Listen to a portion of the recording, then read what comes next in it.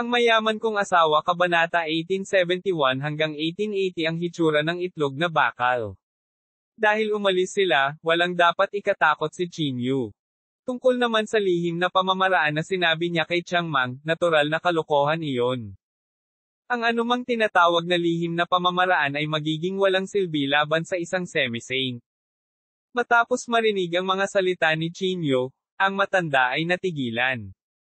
Pagkatapos ay sinabi niya na may malungkot na mukha, munting bastard, naglakas loob ka bang linlangin ako? Pinaglalaroan kita, anong magagawa mo? Sa tingin mo ba talaga natatakot ako sayo? Ililigtas mo ba ang buhay ko? Nakangiting sabi ni Chinyu. Walang hiya. Ang matanda ay nagsabi na may madilim na mukha, ikaw ay humihingi ng awa, ngunit ikaw ay kumikilos ng napakatuwid. Cut the crap? Old man, nakangiting sabi ni Chinyu. Ngayon, mamatay ka o mamatay ako. Munting bastard. Ang matanda ay tila nagalit kay Chinyu. Sa pamamagitan ng pag-wave ng kanyang kamay, isang nakakatakot na aura na may halong banal na kapangyarihan ang sumugod patungo kay Chinyu. Siyempre, hindi uupo si Chinyu at maghihintay sa kamatayan.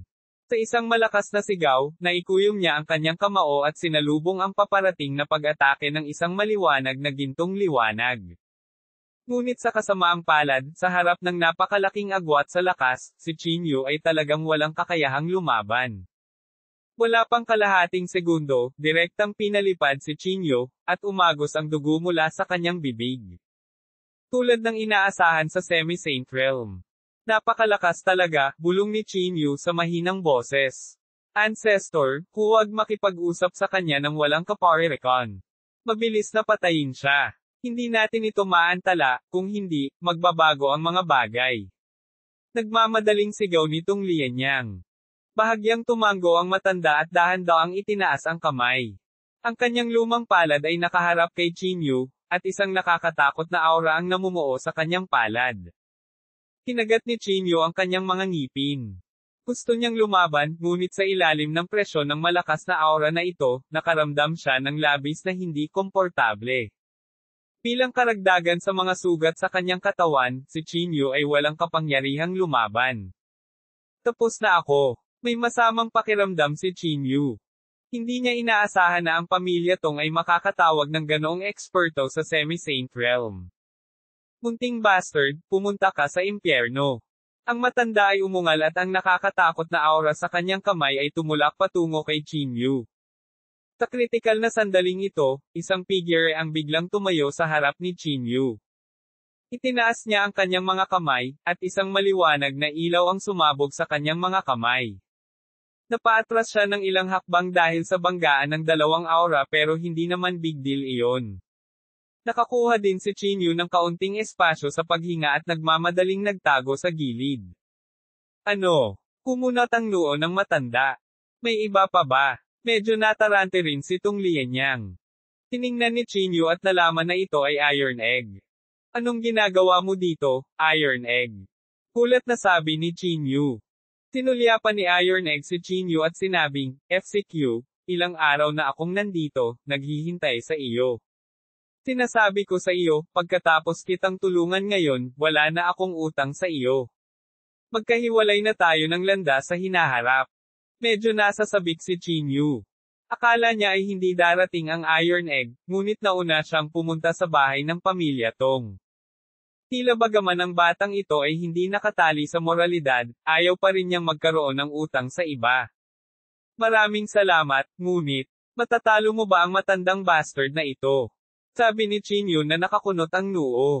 Pinandilatan ng Iron Egg si Chinyu at sinabing, alam mong hindi kita matatalo, kaya bilasan mo at pahiram sa akin ang iyong saint weapon. Bumalik sa katinoan si Chinyu at mabilis na inihagis ang magic ruler sa Iron Egg. Matapos matanggap ang magic ruler, ang Iron Egg ay lumitaw na mas kalmado. Ibinuko niya ang kanyang bibig at ipinakita ang kanyang signature taksil ng ngiti. Matanda, isa kang semi-saint, tama. Nakangiting sabi ni Iron Egg. Naramdaman ng matanda na hindi simple ang Iron Egg. Ikinawit niya ang kanyang mga kamay sa kanyang likuran at sinabing, sino ka? Bakit ka nakikialam sa mga gawain ng pamilya Tong? Payag ako. Caught the FX King crap. Isinumpa ang Iron Egg. Huwag mong isipin na natatakot ako sa iyo, ngumuso ang matanda. Hanggat hindi ka pa nakapasok sa Semi-Saint Realm, hindi ka makakasama sa akin. Stop acting tough. Tingin mo ba hindi ko masabi? Patay ka na, bakit ka pa nagtagal dito? Isinumpa ang Iron Egg. Kalahating oras lang yata ang makakatagal bago ka mawala, di ba? Malapad ng ngiti ang sabi ni Iron Egg. Bahagyang nagbago ang mukha ng matanda nang marinig ito. Halata na ang Iron Egg ay tumama sa pako sa ulo. Sinabi niya sa malalim na boses, munting kaibigan, ayokong maging kalaban mo. Bakit hindi ka sumama sa pamilya kong Tong? Tiyak na hindi ka pagmalupitin ng pamilya kong Tong. Malamig na tiningnan ng Iron Egg ang matanda sa loob ng kalahating segundo. Pagkatapos, hinawakan niya ang kanyang magic ruler at sinugod ang matanda.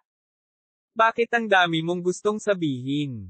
Galit na galit si Iron Egg. Hindi inaasahan ng matanda na biglang aatake ang Iron Egg, at nagmamadali itong nagtaas ng kamay bilang tugon.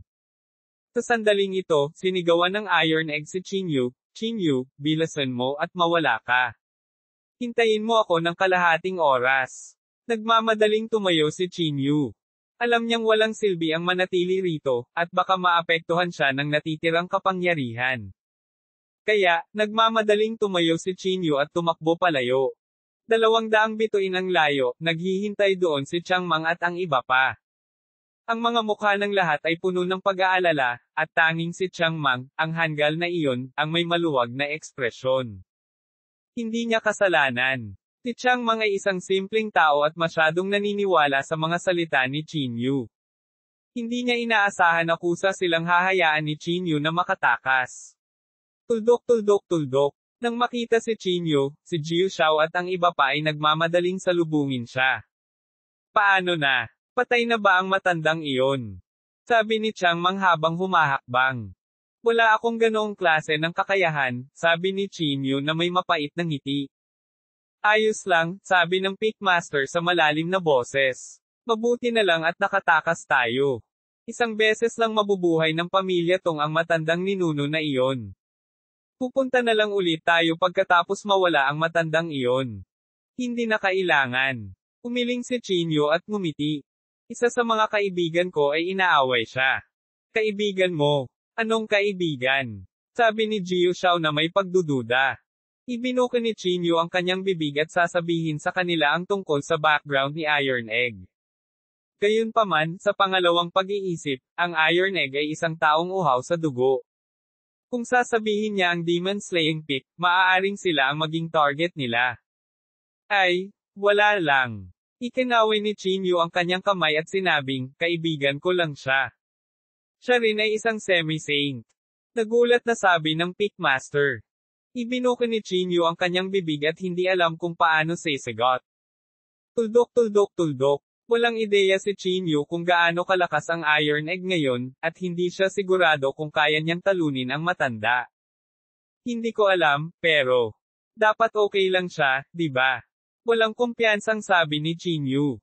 Pagkatapos, tumingin si Chinyu sa direksyon ng pamilya Tong sa di kalayuan. Sa sandaling ito, ang pamilya Tong ay napuno ng liwanag at patuloy na pakikipaglaban. Kahit napakalayo nila ay kitang-kita pa rin nila ito. Lalong nakakatakot ang aura na paminsan-minsang nag-iiba. Nagsimulang makaramdam ng kaunting kawalan ng katiyakan si Chinyu.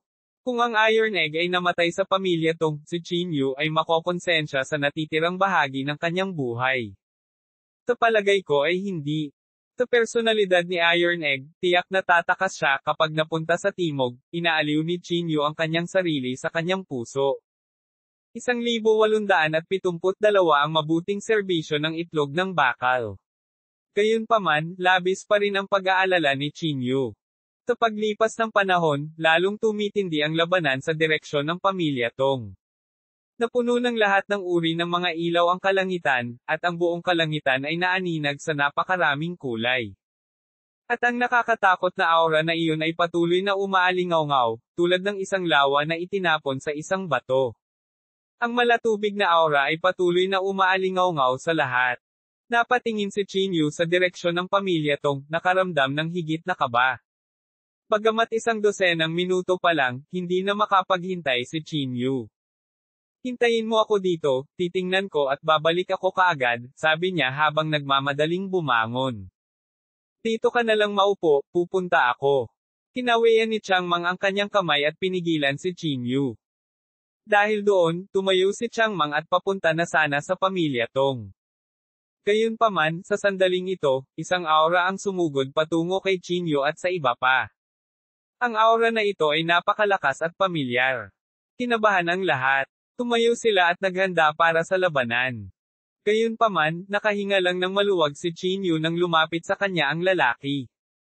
Ang bagong dating ay walang iba kundi ang Iron Egg. Sa sandaling ito, ang kanyang katawan ay natatakpan ng mga sugat.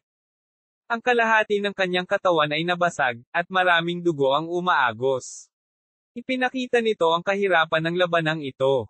Chinyu? Pagmumura niya habang naglalakad, may utang ka sa akin. May utang ka sa akin. Hindi alam ni Chinyu kung tatawa o iiyak. Ang taong ito, ang Iron Egg, ay tila nagbigay ng malaking kahalagahan dito.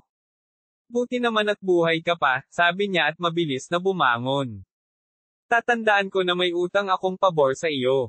Tuldok, medyo nag-aatubili ang Iron Egg. Ibinalik niya ang magic ruler kay Chinyu at bamulong, damn it, muntik na akong mamatay. Kumusta ang pamilya Tong ngayon? Tinubukan ni Chinyu na magtanong. Pinatay ko ang matandang iyon, pagmamalaking sabi ni Iron Egg. Tungkol sa iba pa, hindi ko ito guguluhin. Ikinaway ni Iron Egg ang kanyang kamay, mukhang mahina. Tuwang-tuwa si Chinyu. Tumango siya at sinabing, sige, sige, sige. Salamat. Kukunin ko lang na iniligtas mo ang buhay ko. Niligtas ko nga ang buhay mo. Mas mabuting tandaan mo ito. Sabi ni Iron Egg na nanlaki ang mga mata. Siya ay nasugatan ng husto. Sa galit niya, lalo siyang nagluwa ng dugo na parang fountain. Hindi na naglakas loob si Chinyu na guluhin siya, kaya yumuko siya at nagpasalamat sa kanya. Si Chinyu ay nagplano na gumawa ng ilang mga table tasks para sa Iron Egg bago siya pinakawalan, ngunit ang Iron Egg ay matigas ang ulo at ayaw niyang manatili. Tumalikod siya at nawala ng walang bakas. Pagkaalis ng Iron Egg, hindi napigilan ni Changmang ang sumimangot, okay lang ba talaga ang lalaking iyon? Mukhang medyo malubhang na sugatan. Dapat ay maayos siya. Ikinaway ni Chinyu ang kanyang kamay. Bagamat hindi maisip ni Chinyu ang lakas ng Iron Egg, tiyak na napakalakas niya dahil kaya niyang patayin ang matanda sa Semi-Saint Realm. Kaya, napatingin si Chinyu sa mga tao at sinabi sa malalim na boses, sige, oras na para umakyat tayo sa entablado.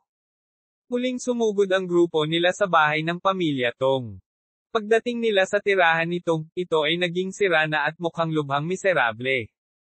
Ang ikinagulat ni Chinyu ay ang lahat ng mga paa nitong Lianyang ay nabali. Para na siyang tao na puppet, nakasquat doon. Walang alinlangan, ito ay gawa ng Iron Egg. Lumakad pasulong si Chinyu at tumayo sa harap nitong Lianyang. Tung Lianyang, ano ang iba pang mapagkukunan ng pamilya Tong mo? Ilabas mo sila. Malamig na sabi ni Chinyu. Itinaas nitong Lianyang ang kanyang ulo at tumingin kay Chinyu, pagkatapos ay sinabing may kaunting emosyon, hindi ko talaga akalain na ang pamilyang Tong ay talagang ililibing sa aking mga kamay. Inalo siya ni Changmang, ayos lang. Walang permanente sa mundong ito. Huwag kang mag-alala at umalis ka na. Bagamat inaaliw niya ito, halos mapasok ng dugo si Tung Lianyang sa kanyang mga salita.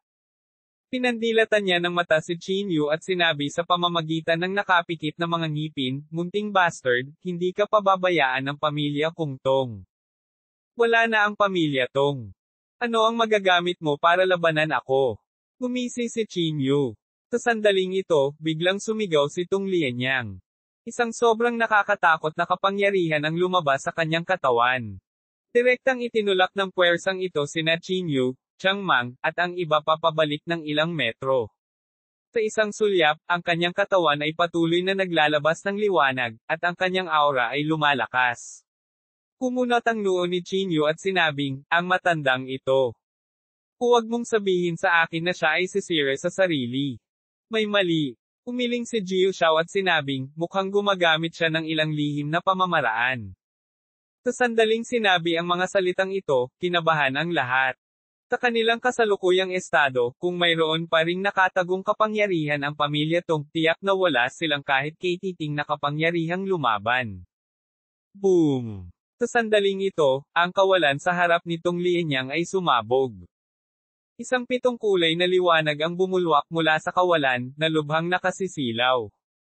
Guangqing, bilasan mo at umalis ka. Sigaw nitong Lianyang.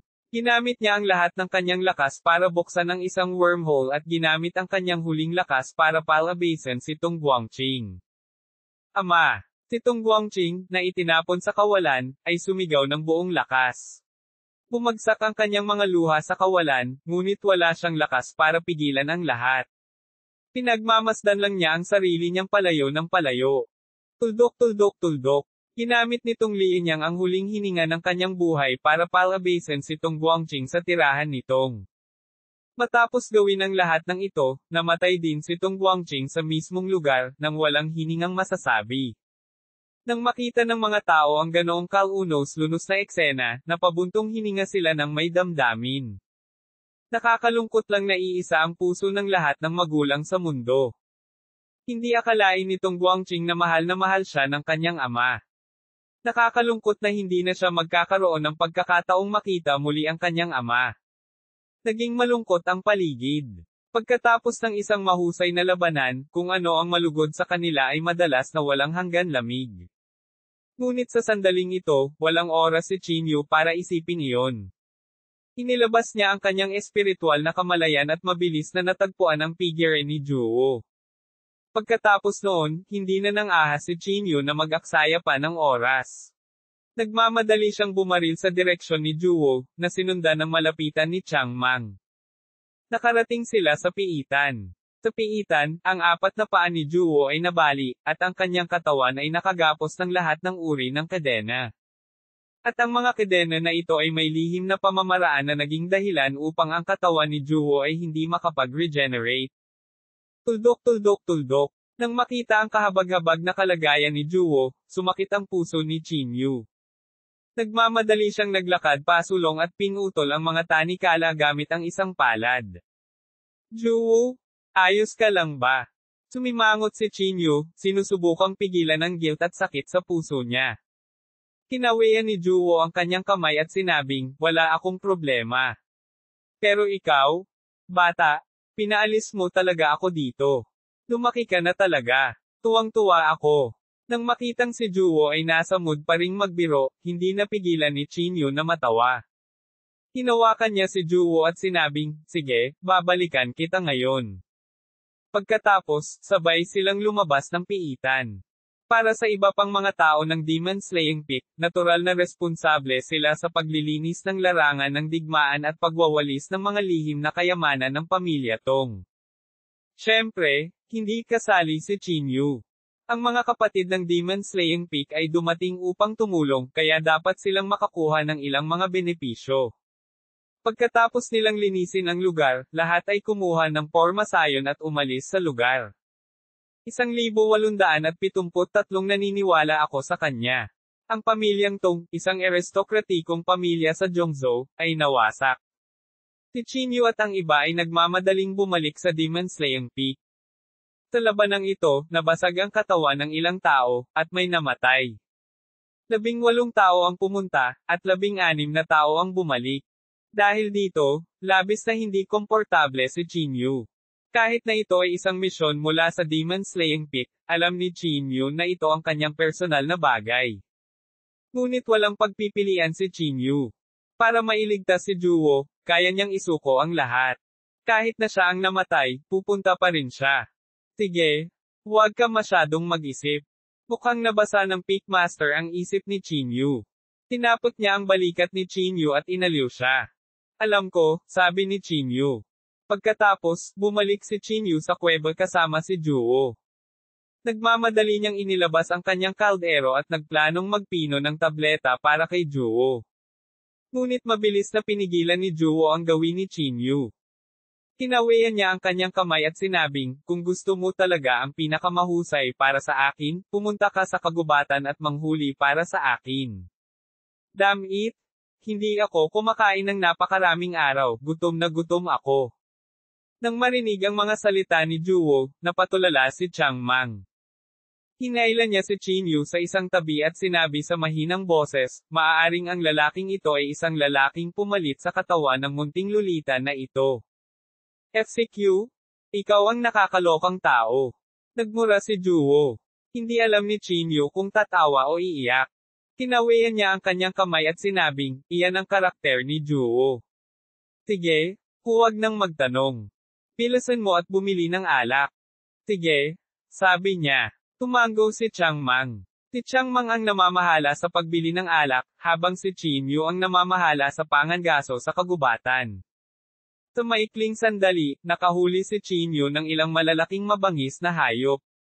Ginamit niya ang espiritual na apoy upang ihain ang mga ito para kay Juwo. Sa oras na tapos na si Qin Yu sa pag-ihaw, bumalik na rin si Chang Mang mula sa pagbili ng alak. Nagmamadaling pinutol ni Qin Yu ang karne para kay Juwo at pinakain siya. Si Juwo ay sabay na kumain at uminom.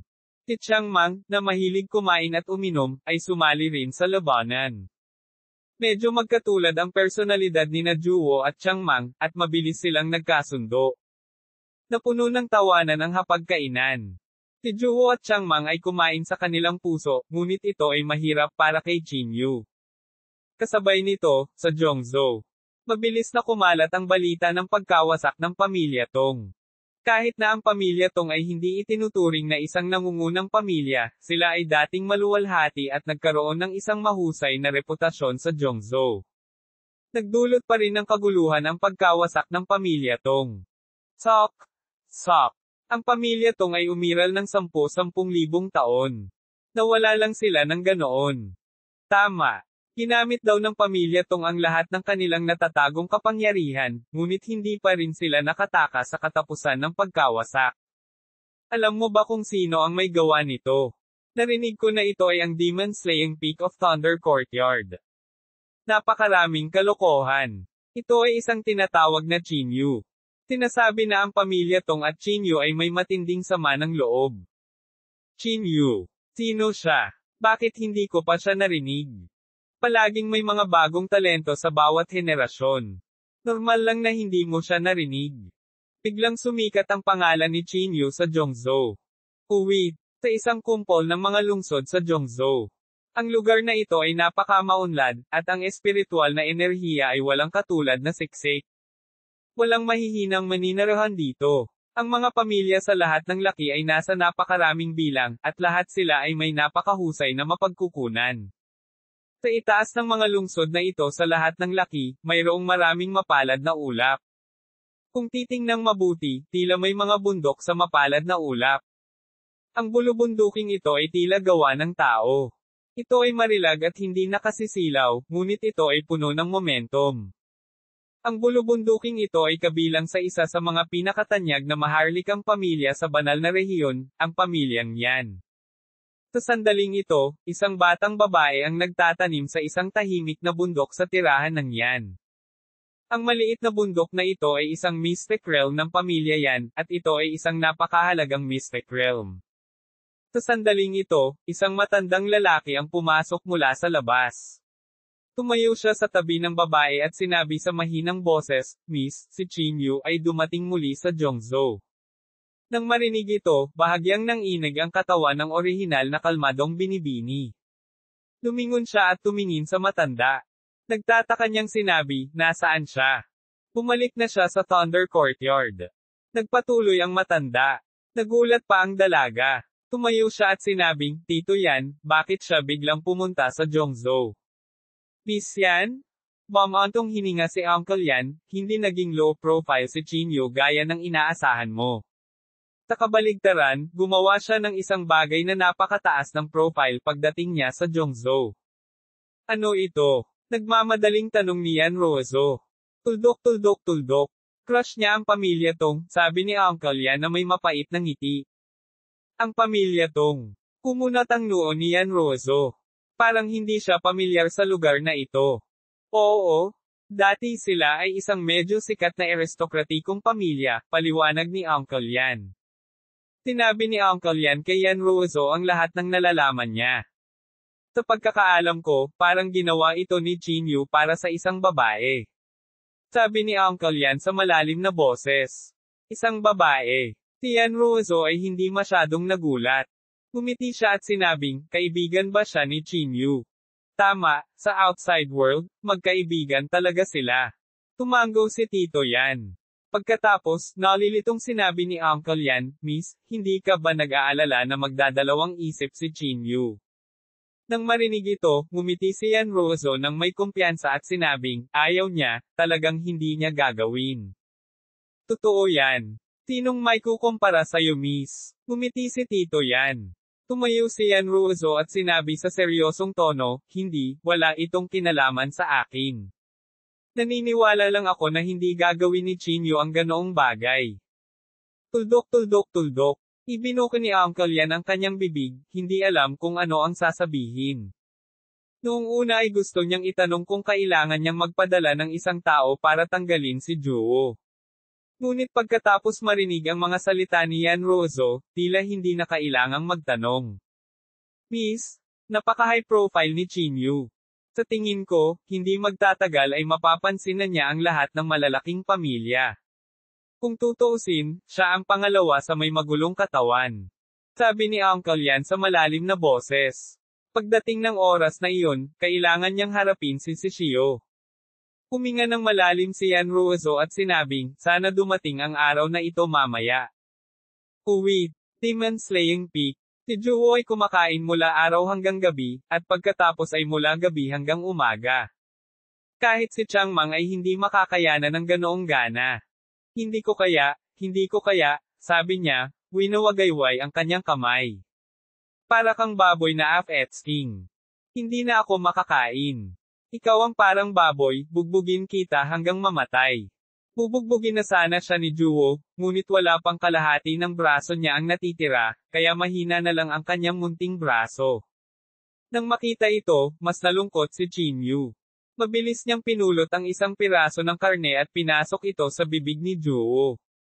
Ngumiti siya ng mapait at sinabing, bilasan mo at kumain. Kung kumain ka ng marami, mas mabilis na gumaling ang iyong katawan. Sa susunod na mga araw, ang pang-araw-araw na gawain ni Chin Yu ay tulungan si Juwo na manghuli at pagkatapos ay pakainin siya. Pagkatapos ng buong 8 araw, si Juwo ay hindi tumigil sa pagkain at pag-inom. Ang nakakagulat ay ang 4 na paa ni Juwo ay talagang unti-unting lumalaki. 1874 ang mga paborito ng langit sa banal na rehiyon. Unti-unting bumawi ang katawan ni Juwo, at sa wakas ay tumahimik ang nag-aalalang puso ni Chin Yu. Matapos makipag-ugnayan sa pamilyang Tong, dapat niyang isaalang-alang ang pagpunta sa Zhongzhou. Siyempre, alam ni Chin Yu na hindi pa ito ang oras para umalis. Nangako siya sa pitmaster at may utang na punto sa maraming tao. Iisipin niyang umalis sa Demon Slaying Peak pagkatapos niyang bayaran ang mga ito. Tandang padamdam. Kinabukasan, pumunta si Chin Yu sa unang pangunahing rurok para ibalik ang Saint Weapon. Nang bumalik si Chin Yu sa Demon Slaying Peak, nagkataong pumasok ang Peak Master. Tumayo siya sa harap ni Chin Yu at nakangiting sinabi, Chin Yu, naaalala mo pa ba ang ipinangako mo sa akin? Oo naman. Mabilis na tumayo si Chin Yu. Mayroong 3 araw pa, nakangiting sabi ng Peak Master. Dapat mong ihanda ang iyong sarili. Napakabilis. Hindi maiwasan ni Chin Yu na magulat. Tumango ang Peak Master. Tama. Huwag mong pababayaan ang iyong pagbabantay. Ang buong 8 pangunahing taluktok ng Thunder Courtyard ay sasali. 8 pangunahing taluktok. Lalong naguluhan si Chin Yu. Bilang ang unang pangunahing peak. Tumango ang Peak Master. Siyempre. Ang unang pangunahing rurok ay napuno ng mga huling disipulo ng iba't ibang matatanda at lecturer. Ang kanilang lakas din ang pinakamalakas sa kanila. Kumunat ang noo ni Chin Yu. Hindi niya inaasahan na may taong mula sa unang main peak ang sasali. Bilang huling mga disipulo, natural na ang kanilang lakas ang pinakamalakas sa 8 pangunahing mga taluktok. Gayunpaman, hindi nag-alala si Chin Yu.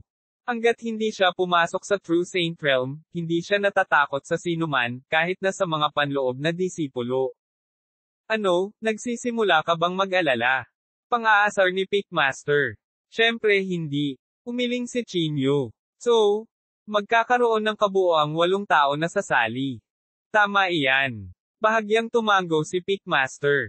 Okay, nakuha ko. Kung maginhawa, pinakamahusay na ibigay sa akin ang listahan ng mga taong ito, sabi ni Chinyu. Gayunpaman, umiling ang Pickmaster at sinabing, imposible iyan. Ang kompetisyon ng 8 pangunahing pick ay upang subukan ang kakayahan ng mga disipulo. Kung ang listahan ay ipahayag ng maaga, ang lahat ay maghanda ng maaga. Ito ay walang kabuluhan. Nag-isip sandali si Chinyu at pumayag.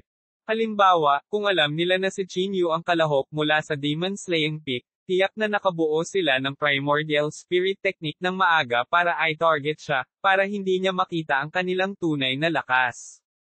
Sige, naiintindihan ko, sabi ni Chinyu sabay tango. The Pickmaster grunted and consoled, you don't have to be too stressed. I'm not hoping for first place. Makontento na ako kung makapasok tayo sa top 3. Hindi. Umiling si Chinyu. Dahil nangako ako sa iyo, tiyak na makukuha ko ang unang lugar. Nang makita ito, hindi na nagsalita pa ang Pickmaster at tumango na lang. Pagkaalis ng Pickmaster, umupo si Chinyu na naka-cross-legged. Hindi naman siya nag-aalala. Sa halip, inaabangan niya ito. Dahil ang mga maaaring pumunta sa Demon Slaying Peak ay dapat na mga henyo mula sa buong mundo. Ang mga nakasali sa kompetisyong ito ay natural na paborito ng langit sa mga paborito ng langit. Ito rin ang unang pagkakataon na talagang haharapin ni Chinyu ang mga henyo ng banal na rehiyon. Ang kanilang lakas ay hindi mas mababa sa mga prinsipe ng Zhongzhou. Sa wakas makakalaban ko na kayo. Napaisip si Chinyu sa sarili. Sa sumunod na panahon, si Chinyu ay hindi gumawa ng anumang espesyal na paghahanda para dito, ngunit sinamahan si Juwoo upang kumain, uminom, at magsaya sa buong araw. Mabilis ding naging isa si Changmang kay Juwoo. Bagamat makapangyarihan si Changmang, mas mababa pa rin siya sa Juwoo. Pagkatapos ng ilang araw na pagkain at pag-inom, bumuti rin ang lakas ni Juwoo. Sa araw na ito, si Juwoo, na kinakagat ang binti ng asno, ay biglang tumayo. Tumangala siya kay Chinyu, mukhang abnormal. Anong problema? Kumunat ang noo ni Chinyu. Sumimangot si Juwoo at sinabing, mukhang naisip ko kung paano gamitin ang kakaibang kapangyarihang iyon. Yung kakaibang kapangyarihan. Natigilan si Chinyu. Tumango si Juwoo at sinabing, iyon ang purple power. Purple? Ang purple cloud pearl. Namutla sa takot si Chinyu. Ang kahalagahan ng purple cloud pearl ay hindi pangkaraniwan. Noon, sinabi ng pamilya yan na ang purple cloud pearl ay mas nakakatakot kaysa sa isang saint weapon. Kung nagamit ni Juwoo ang kapangyarihan ng purple cloud pearl, hindi maiisip ang kanyang lakas. Huminto sa pagkain at pag-inom si Juwoo. Pumunta siya sa isang tahimik na lugar at naka-cross-legged. Ilang sandali pagkatapos niyang maupo, bumalot sa kanya ang mga putik ng lilang liwanag. Lalong lumiwanag ang liwanag hanggang sa tuluyang naliwanagan ang buong kuweba. Hindi mapigilan ni Chinyu na hindi makapagsalita. Kung talagang ganap na malalamon ni Juwoo ang kapangyarihan ng Purple Cloud Pearl, kung gayon ang kanyang lakas ay hindi maihahambing sa kanyang kaharian. Sa oras na iyon, ang kanyang lakas ay hindi hihigit sa isang semi-saint, o kahit isang true saint. Sa mga sumunod na araw, hindi nang ahas si Chinyu na abalahin si Juwoo. Magagamit lamang niya ang malungkot na banal na mata para palihim na panoorin si Juwoo, natatakot na siya ay ma-accident. Tuldok tuldok tuldok. Sa isang kisap mata, 3 araw na ang lumipas, ngunit si Juwoo ay hindi pa rin nagpapakita ng anumang senyales ng paglabas. Mukhang malabong sumali si Juwoo sa kompetisyong ito. Napaisip si Chinyu sa sarili. Sa sandaling ito, lumitaw ang Pickmaster sa tirahan ng kuweba. Pagtapak pa lang niya sa tirahan ng kuweba, napansin niya ang kakaibang lilang liwanag. Ang liwanag ay naging kulay ube ng mga ulap sa kalangitan, na isang napakagandang tanawin. Ano ito? Tanong ng Pickmaster na nakakunot ang noo. Si Juwoo ay nasa pag-iisa, paliwanag ni Chinyu nang walang itinatago. Ang Pickmaster ay gumawa ng, na tunog at hindi na nagtanong pa. Kung tutuusin, medyo iba si Juwo. Dapat na tayong umalis, sabi ng Pickmaster. Napaungol si Chinyu bilang pagsang-ayon. Lumingon siya para tingnan si Changmang at sinabing, Changmang, hindi mo na kailangang sumama sa akin. Manatili ka rito at alagaan mong mabuti si Juwo. Kahit medyo ayaw ni Changmang, pumayag pa rin siya. Tuldok. Pagkatapos nito, sinundan ni Chinyu ang Pickmaster at umalis sa kuweba. Pagkatapos maglakad palabas ng kuweba, nalaman niyang maraming miyembro ng Demon Slaying Peak ang nagtipon dito, na parang naghihintay na umalis, at kasama nila si Jiu Shao. Lahat ng tao kayang panoorin. Nagtatakang tanong ni Chinyu. Siyempre, kung hindi, magiging masyadong tahimik. Ito ang taunang grand event ng Thunder Courtyard. Lahat ng maharlikang pamilya sa Jongzhou ay lalahok. Proud na sabi ng Pickmaster.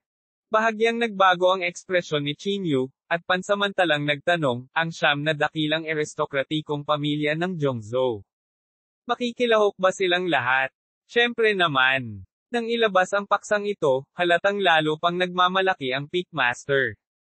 Ang Thunder Courtyard ay kapantay ng siyam na dakilang maharlikang pamilya. Proud niyang sabi. Siyempre, may mga taong sasali sa grand event na ito. May masamang pakiramdam si Chinyu sa kanyang puso. Akala niya ay internal competition iyon ng Thunder Courtyard, ngunit hindi niya inaasahan na makakaharap niya ang buong Holy Region. Sa pagkakataong iyon, hindi na maitago ni Chinyu ang katotohanan na siya ay may magulong katawan. Kung alam ko lang na mangyayari ito, hindi ako sasali. Hindi mapigilan ni Chinyu na magmura. Ito ay isang kahangahangang bagay kung ikaw ay pipiliin ng ilang maharlikang pamilya, sabi ng Pickmaster, naguguluhan. Wala kang ideya kung gaano karaming tao ang gustong sumali.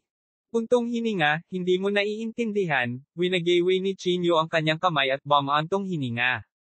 Dahil ang mga bagay ay dumating sa ganito, si Chinyu ay walang ibang pagpipilian kundi ang kumagat ng bala at umalis.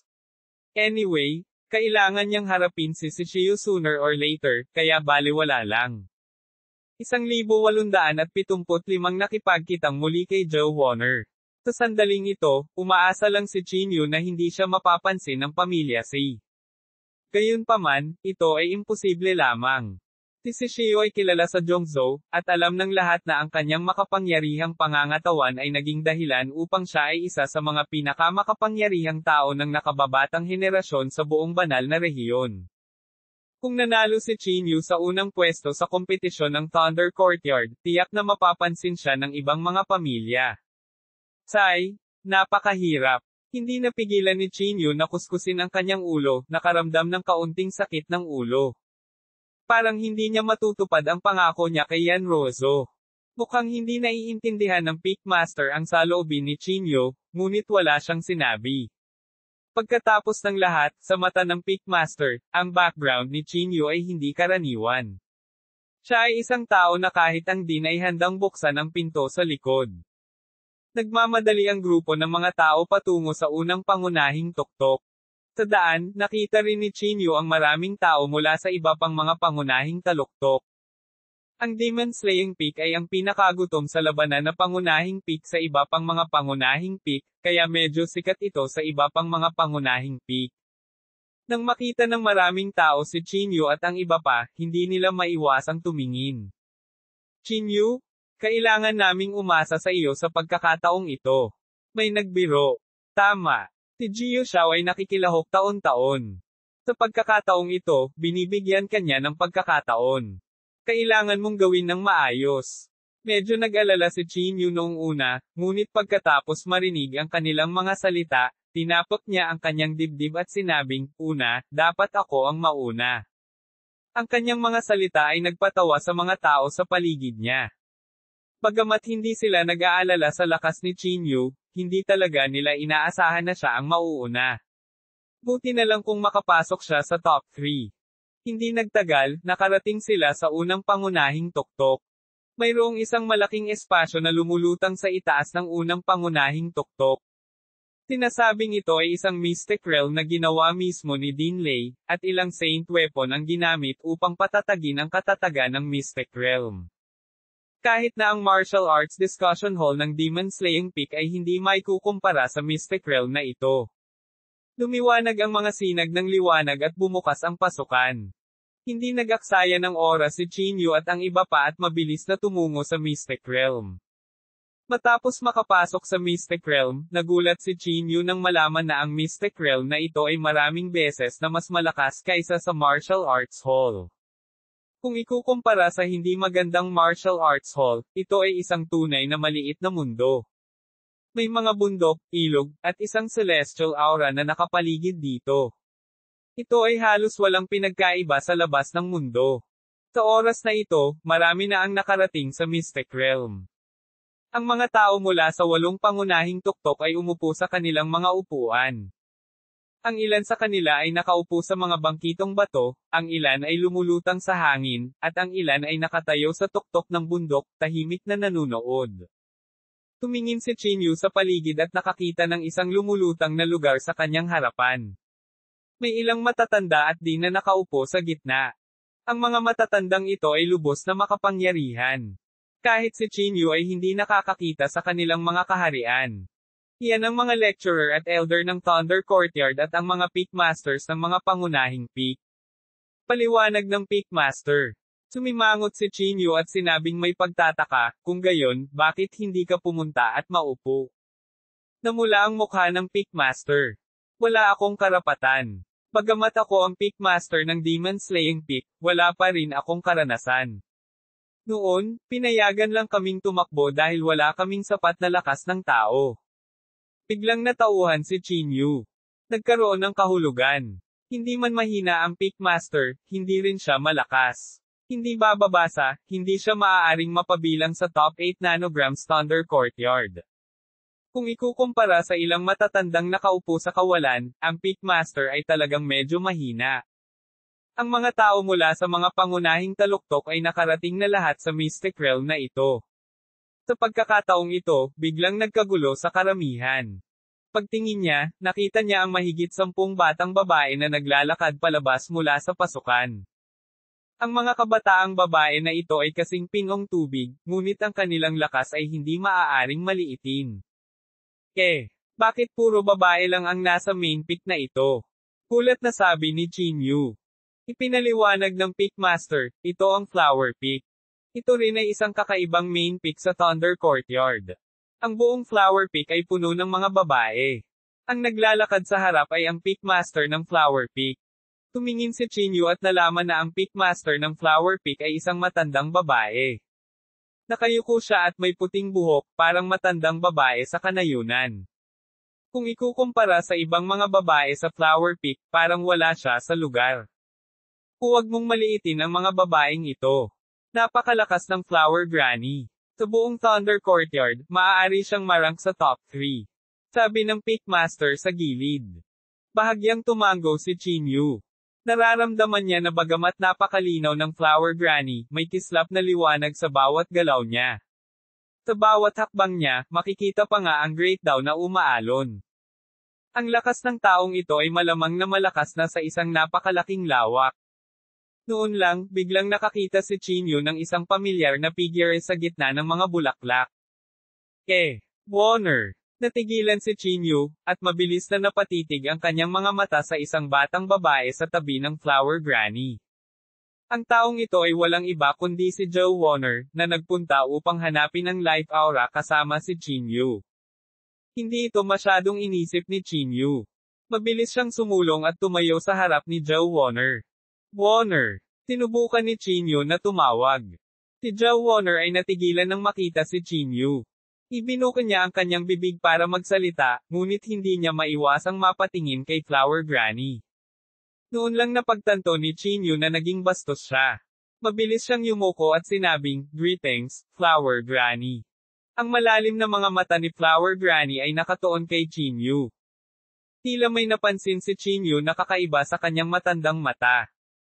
Masyadong kakaiba ang paraan ng pagtingin ni Flower Granny kay Chinyu, na para bang tinitingnan niya ang isang matandang kaibigan.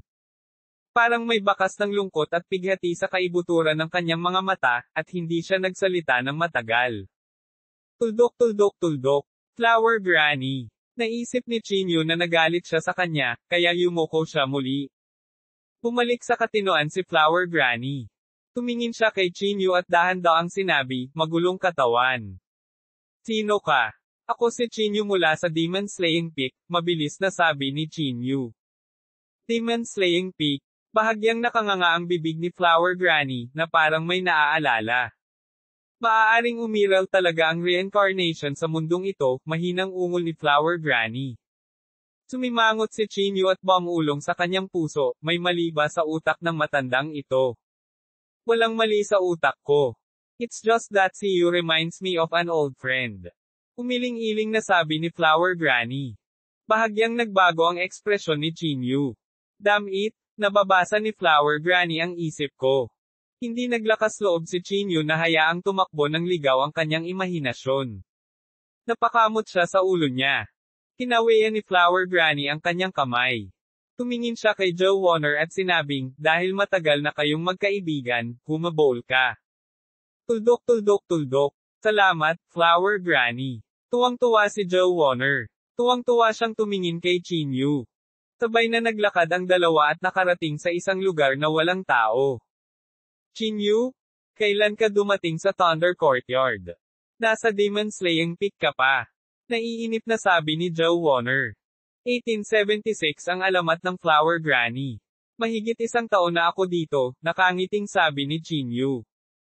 Ganoon katagal. Lalong nagulat si Joe Warner. Ma'am. Magsasalita pa sana si Chinyu nang bigla niyang naramdaman na may nakatingin sa kanya.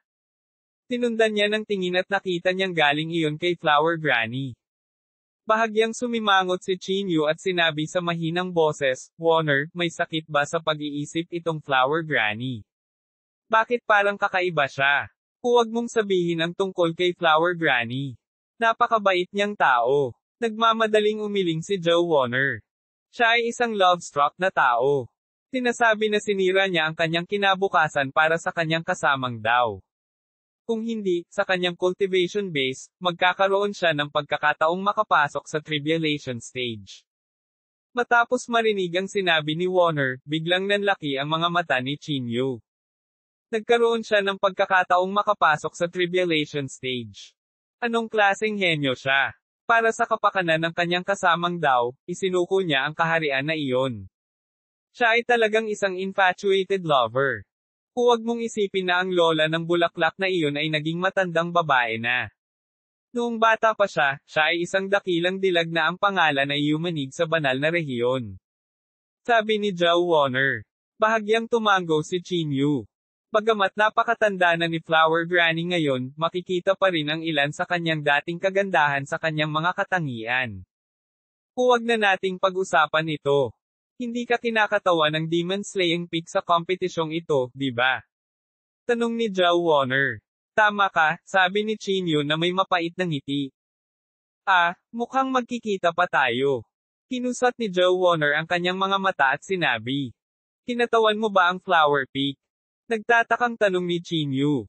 Tama iyan. Medyo proud si Joe Warner. Bahagyang bumantong hininga si Chinyu at sinabing, kung gayon, pasensya na, nangako ako sa Peak Master na babawi ako sa unang pwesto. Natatakot ako na hindi ako mapakali sa iyo. Ano bang sinasabi mo? Bakit ko naman hihilingin sa iyo na pakalmayan mo ako? Pinandilatan siya ni Joe Warner. At saka, napakalakas ko ngayon baka hindi mo ako matalo. Iyan ay magiging mahusay. Pinigay ni Chinyu ang kanyang mga kamay. Walang pakialam si Chinyu sa pamagat ng numero 1. Kung hindi niya ipinangako ang Peak Master, hindi rin niya gugustuhing sumali. Sige, nagbibiro lang ako. Naniniwala ako na siguradong makakauna ka. Kinusat ni Joe Warner ang kanyang mga mata at sinabi. Hindi tumayo si Chinyu sa seremonya at agad na tumango, sa tingin ko rin. Hey, dapat maging mahinhin ka man lang. Inilibot ni Joe Warner ang kanyang mga mata. Sa sandaling ito, si Flower Granny, na nasa hindi kalayuan, ay kumaway kay Joe Warner. Sige, hindi na kita kakausapin. Pupunta ako sa Demon Slaying Peak para hanapin ka kapag libre na ako. Inilabas ni Joe Warner ang kanyang dila at mabilis na bumalik sa tabi ni Flower Granny. Pagkaalis niya, hindi na nanatili si Chinyu at agad na bumalik kay Jiu Shao at sa tabi ng Peak Master. Hindi niya maiwasang mapatingin muli kay Flower Granny. Sa ilang kadahilanan, hindi komportable si Chinyu nang makita niya ang nakayukong likod ni Flower Granny. Si Flower Granny ay isang sikat na tao sa Thunder Courtyard. Napabuntong hininga ang Peak Master sa gilid. Kung hindi niya ginawa ang maling desisyon noon, baka naging isa pa siya sa pinakamakapangyarihang tao sa Holy Region. Napatingin si Chinyu sa Peak Master, umiling, at sinabing, paano mo malalaman na maling desisyon iyon? Lahat ay may kanya-kanyang pagpipilian. Totoo yan, sabi ng Peak Master na may mapait na ngiti. Pero naramdaman ko na lang na sayang. Hindi gaanong nagsalita si Chinyu. Hindi niya akalain na nagkamali si Flower Granny. Kung si Chinyu o si Yanrozo, gagawin nila ang parehong desisyon bilang Flower Granny. Sa sandaling ito, isang binata na nakaputi ang lumapit. Dumiretso siya sa gilid ni Jiu Shao at casual na ngumiti, Jiu Shao, long time no see. Bahagyang kumunat ang noo ni Jiu Shao at hindi nagsalita. I'm really sorry for eliminating you last time, patuloy ng binatang nakaputi. I wonder how your strength is this year. May progress na ba kayo? Bago makapagsalita si Jiu Shao, ngumiti ang Peak Master at sinabing, Nangang, hindi sasali si Jiu Shao sa pagkakataong ito. Hindi kasali si Jiu Shao. Hindi naiwasang magulat ang binata na nakasuot ng puting damit na tinatawag na Nangang. Ano, natatakot ka ba sa akin? Ha. Nang magsalita si Jiu Shao na may madilim na mukha, hinampas siya ni Chinyu at nakangiting sinabi, sasali ako sa pagkakataong ito. Sinabi ni Brother Jiu Shao na ang Demon Slaying Peak natin ay may maraming karanasan sa pakikipaglaban, kaya hindi niya kailangang gawin ito sa kanyang sarili. Hayaan mo ako, kung sakaling sabihin mong nambubuli tayo ng mga tao. Natigilan si Jiu Shao. Nagtataka siyang tumingin kay Chinyu, na parang hindi niya inaasahan na sasabihin iyon ni Chinyu. Tinulyapan ni Nangang si Chinyu at nakasimangot na sinabi, sino ka? Bakit hindi pa kita nakita? Bago ka ba dito? Tama iyan. Tumango si Chinyu at ngumiti. Gumuso si Nangang at sinabing, mas mabuting ipagdasal mo na hindi mo ako makilala. Kung hindi, mamamatay ka sa isang kakila-kilabot na kamatayan. Pagkasabi nito ay naglakad si Nangang sa gilid. Pagkaalis niya, hindi napigilan ni Chinyu na magtanong, sino siya? Siya ay taga-Ethereal Peak. Siya ay palaging nag-aaway ni Jiu Shao. Silang dalawa ay nanalo sa isa't isa minsan, kaya hindi sila naging magkasundo. Sabi ng Peak Master. Jiu Shao? Huwag kang mag-alala, nakangiting sabi ni Chinyu. Tutulungan kitang bugbugin siya mamaya. Kung matatalo ka sa kanya, hindi kita bibitawan, sabi ni Jiu Shao, na iniikot ang kanyang mga mata. Inilahad ni Chinyu ang kanyang mga kamay. Hindi man lang niya sineseryoso si Nangang. Hindi nagtagal, dumating din ang mga tao mula sa iba pang mga pangunahing taluktok. Sa sandaling ito, itinuro ng Peak Master ang isang binata at sinabing, ang taong iyon ay ang number 1 ng Thunder Courtyard nitong mga nakaraang taon. Hindi rin simple ang kanyang pagkakakilanlan. Nagmula siya sa pamilyang Si, isa sa siyam na dakilang aristokratikong pamilya. Tuldok. Nang marinig ang mga salitang si family, biglang nakaramdam ng pananakit ng ulo si Chinyu. Nagkataon lang. Hinaplos niya ang kanyang ulo at bamulong, mukhang may malalim akong koneksyon sa pamilyang Si. Ano? Tanong ng Peak Master. Wala lang. Ikinaway ni Chinyu ang kanyang kamay. Kung siya ay mula sa pamilyang Si, bakit siya pupunta sa Thunder Courtyard? Bagaman siya ay mula sa pamilyang Si, hindi ibig sabihin na ang pamilyang Si ay walang pakialam sa mga mapagkukunan sa Thunder Courtyard. Pagkatapos ng lahat, ito ang dating tirahan ng Immortal Emperor Lei, sabi ni Jiang Chen. Paliwanag ng Peak Master. Hindi napigilan ni Chinyu na kuskusin ang kanyang mga templo at bumantong hininga. Pupunta ang pamilyang Si dito para manood ng labanan ngayon, tama ba? Tanong ni Chinyu. Oo naman. Sabi ng Peak Master. Paano kung bugbugin ko siya? Pulong ni Chinyu. Siguradong hindi ako pababayaan ng pamilyang Si. Matapos marinig ang mga salita ni Chinyu, inilibot ng Pickmaster ang kanyang mga mata at sinabing, huwag kang magsalita ng malaki. Baka wala ka ng pagkakataong makilala siya. Tuldok tuldok tuldok. Hindi umimik si Chinyu, ngunit ang kanyang mga mata ay walang kamalay-malay na tumingin sa direksyon ng batang mula sa pamilyang Si. Mukhang napansin ng binata ang tingin ni Chinyu. Pinaikit niya ang kanyang mga mata at biglang naglakad patungo kay Chinyu. Bahagyang kumunot ang noo ni Chinyu at alam niyang may mali. Mabilis na lumapit ang bata kay Chinyu. Tumingin siya kay Chinyu ng mayabang, pagkatapos ay sumimangot at sinabing, magulong katawan. 1877 ang labanan kay Nangang. Bahagyang kumunot ang noo ni Chinyu. Hindi niya inaasahang mapapansin siya ng ganoon kaga. Tila hindi na niya ito maitatago. Kaya naman, tapat na inamin ni Chinyu, tama. Pinaikit ng binata mula sa pamilya Si ang kanyang mga mata at sinabing, hindi ko inaasahan ang isa pang magulong katawan sa mundong ito. Tandang padamdam. Para hindi na madaig, sumagot si Chinyu, oo, hindi ko inaasahan na may isa pang magulong katawan sa pamilya mong Si. Natigilan ang binata at pagkatapos ay sinabi na may malungkot na mukha, masyado kang mayabang. Kung may pagkakataon, hayaan mo akong makita ang iyong kakayahan. Tiyak na magkakaroon ka ng pagkakataon hanggat ngayon ay maaari kang tumagal hanggang sa katapusan, sabi ni Chinyu. Hindi ko inaasahan na sasali ka sa kompetisyong ito. Bakit? Umatras ba si Jiu Xiao? Natatawang sabi ng binata. Hindi mo na kailangang magtanong ng marami tungkol dito. Alam ni Chinyu na magiging kaaway niya ang lalaking ito sa malaot madali. Kaya't nagpasya siyang huwag tretuhin siya ng mabuti. Hindi na nagsalita pa ang binata at tumalikod na para umalis. Pagkatapos niyang maglakad ng malayo, sumimangot ang Pickmaster at sinabing, kilala mo si Shio? Hindi. Ayoko, sabi ni Chinyu. Ma'am, sagot ng Pickmaster. Itong si Shio ay hindi simple.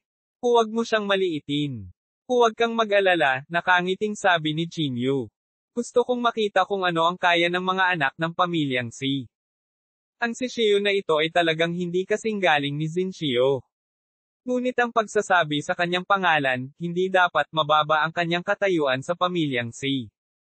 Gayunpaman, walang pakialam si Chinyu sa kanyang Shi** identity. Worst scenario, magtatago na lang siya sa Thunder Courtyard. Kahit gaano kahusay ang pamilyang Si, hindi sila makakapunta sa Thunder Courtyard para pumatay ng tao. Sa pag-iisip nito, mas nakaka-relax si Chinyu. Pagkaraan ng ilang sandali, dumating ang mga tao mula sa mga aristokratikong pamilya. Walang masyadong alam si Chinyu tungkol sa siyam na maharlikang pamilya sa Zhongzhou. Sila ay ang pamilyang Yan, ang pamilyang Go, at ang pamilyang Si. Siyempre, karamihan sa mga taong ipinadala dito ngayon ay mga matatanda ng kani-kanilang mga aristokratikong pamilya. Tiyak na wala rito ang ulo ng mga pamilya. Hindi sila gaanong pinansin ni Chinyu. Napansin lang niya na nakaupo silang lahat sa tabi ng din, at bawat isa ay may napakalakas na panloob na chi. Malapit na itong magsimula, sabi ni Chinyu. Ma'am, sagot ng Pickmaster sa gilid. Basically, nandito lahat. Magbubunot ba tayo ng lot mamaya? Tanong ni Chinyu. Ang din ang mag-aayos nito, sabi ng Pickmaster. Hindi mapigilan ni Chinyu na manalangin sa kanyang puso. Umaasa siyang hindi niya makakaharap si Zhao Waner. Mas maganda kung makakalaban niya si Nangang ng Ethereal Peak o si Shio ng pamilya Si. Ang ingay sa pinangyarihan. Tila naalala ng lahat ang nakaraan. Bagaman walang maraming pagkakataon para sa mga pangunahing taluktok na magkita sa isa't isa, ang lahat ay tila nagkaroon ng ilang pakikipag-ugnayan sa isa't isa. Kaya naman, sinamantala ng maraming tao ang pagkakataong ito para makipag-chat. Si Shio ba ay disipulo ng isa sa mga matatanda sa unang pangunahing rurok? Tanong ni Chinyu. Tama, tumango ang Pickmaster at sinabi. Galing siya sa pamilyang Si, kung tutuusin. Natural na hindi siya sasali sa ibang mga pangunahing taluktok. Sa pagsasalita hanggang sa puntong ito, ang matandang mukha ng Pickmaster ay namula, at sinabi niya na may bahagyang pagkakasala, Chinyu, kung pag-uusapan, wala rin tayong bentahe. Karamihan sa kanilang mga peak master ay makapangyarihan, at ang mga sumasali ay ang kanilang mga closed-door na disipulo. Ngunit ang ating demon-slaying peak, hindi man niya natapos ang kanyang pangungusap, halatang-halata ang ibig niyang sabihin. Ang lakas ng pinakamataas na master ng demon-slaying peak ay mas mababa. Hindi yun pinansin ni Chinyu. Kinawayan niya ang kanyang kamay at sinabing, pero mas may karanasan kami sa aktwal na labanan. Iyan lang ang pinapaginhawa natin ng ating sarili, bumauntong hininga ang peak master at sinabi. Walang ibang sinabi si Chinyu. Hindi naman siya masyadong nag-aalala. Ilang sandali pa. Isang napakalaking marilag na boses ang nagmula sa lahat ng direksyon. Parang tunog ng isang sinaunang kampana. Ito ay maringal at may dalang lumalakas na magiting na panloob na chi. Kasunod ng tunog, hindi nagtagal ay tumahimik ang orihinal na maingay na eksena. Dahan-daang tumayo ang Dean. Habang nasa likod ang kanyang mga kamay, tinitigan niya ang karamihan at sinabing, magsisimula na ngayon ang 8,936 na round ng kompetisyon ng Thunder Courtyard. Pagkatapos, kasabay ng pagwagayway ng kanyang kamay, ilang malalaking salita ang lumitaw sa kanyang harapan. Ang mga salitang ito ay ang mga pangalan ng mga kalahok. Para bang may sariling kamalayan, ang mga salita ay nag-intertwined at patuloy na nagsanib sa kawalan. Medyo kinabahan si Chinyu. Hindi siya natakot ngunit ayaw niyang makaharap si Zhao Wan'er sa unang round. Ilang sandali lang, ipinakita na sa lahat ang kinalabasan. Ang kalaban ni Chinyu ay si Nangong. Para naman sa kalaban ni Zhao Wan'er, ito ay isang hindi kilalang bata. Nakahinga ng maluwag si Chinyu. Ayos lang, naisip ni Chinyu sa sarili. Ngunit hindi naisip ng peak master at ng iba pa. Tinapik ni Jiu Shao ang balikat ni Chinyu at medyo nagbibiro, hindi ka masyadong mapalad. Makakaharap mo ang isang malakas na kalaban tulad ni Nangong sa unang round. Brother Jiu Shao, hindi naman sa minamaliit ko siya. Pero hindi ko talaga binibigyan ng adman si Nangong, natatawang sabi ni Chinyu. Inilibot ng peak master ang kanyang mga mata kay Chinyu at sinabing, pangalawa lang siya kay si Shio. Nagkibit balikat si Chinyu at walang pakialam. Ang unang labanan ay sa pagitan ni Zhao Wan'er at isang magsasaka mula sa ika-6 na pangunahing rurok. Ang pangalan ng magsasaka ay Ku Jonghon. Ang pangalan ay mukhang medyo malakas, ngunit si Jiu Shao at ang iba pa ay hindi pa ito narinig. Ang Zhao Wan'er na ito ay personal na disipulo ni Flower Granny. Bagamat hindi pa nagtagal, para makuha ang atensyon ni Flower Granny, dapat ay napakatalino niya.